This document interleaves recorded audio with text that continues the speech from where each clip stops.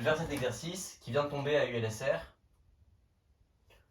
Je vous laisse un peu de temps pour y réfléchir.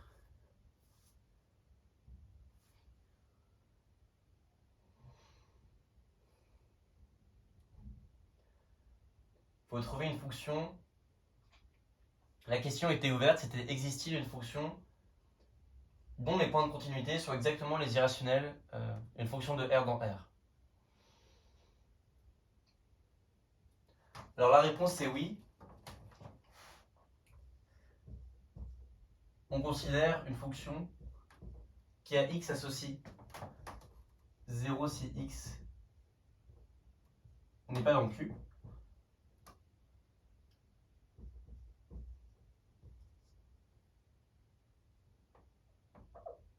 Ou 1 sur Q si x égale P sur Q sous forme irréductible.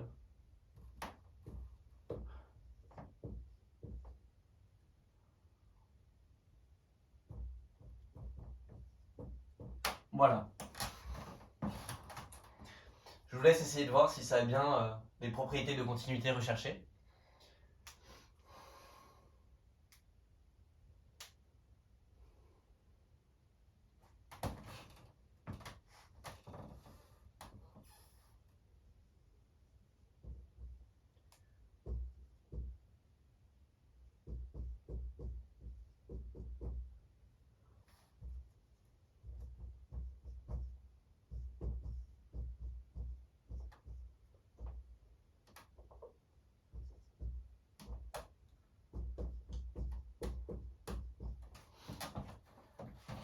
Alors, pour la preuve, on va faire les deux cas.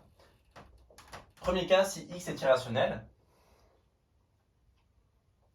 et que je prends une suite xn à valeur dans R qui converge vers x, puisque sur les irrationnels, la fonction est nulle, je peux enlever les termes irrationnels de la suite. J'ai envie de montrer que f de xn tend vers x. Bah, si on a des irrationnels, c'est facile, donc on peut les enlever, supposer que la suite est à valeur rationnelle. Et il faut montrer que les dénominateurs de la suite, j'ai appelé xn égale pn sur qn, il faut montrer que qn tend vers plus l'infini. Donc on va supposer que qn, qu'il existe une extractrice telle que qn est bornée. Donc quitte à extraire, on peut supposer qn bornée, par l'absurde.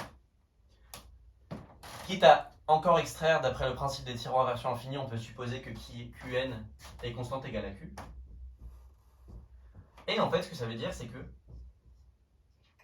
la suite xn, pn sur qn, est dans 1 sur qz. Puisque les dénominateurs sont tout le temps constants égaux à q. Mais ça, c'est pas possible parce que 1 sur qz, c'est un ensemble discret. Avec les mains, un ensemble discret, enfin la définition formelle, c'est l'intersection avec tout compact en dimension finie, l'intersection avec tout segment est finie. Un ensemble discret en particulier, c'est fermé. Donc, puisque xn est dans 1 sur qz, on en déduit que x dans 1 sur qz. Mais 1 sur qz est inclus dans q, donc c'est pas possible. Il s'ensuit que on ne peut pas avoir d'extractrice telle que qn soit bornée, donc qn tend vers plus l'infini, et f de pn sur qn égale 1 sur qn tend bien vers 0. Pour le sens réciproque, si j'ai un point qui est à valeur rationnelle, il faut que je montre que f est discontinu en ce point. Bah, c'est facile parce que les irrationnels sont denses dans R. Donc je prends une suite d'irrationnels qui tend vers Q, qui tend vers mon rationnel T sur Q. La fonction est donc discontinue en ce point.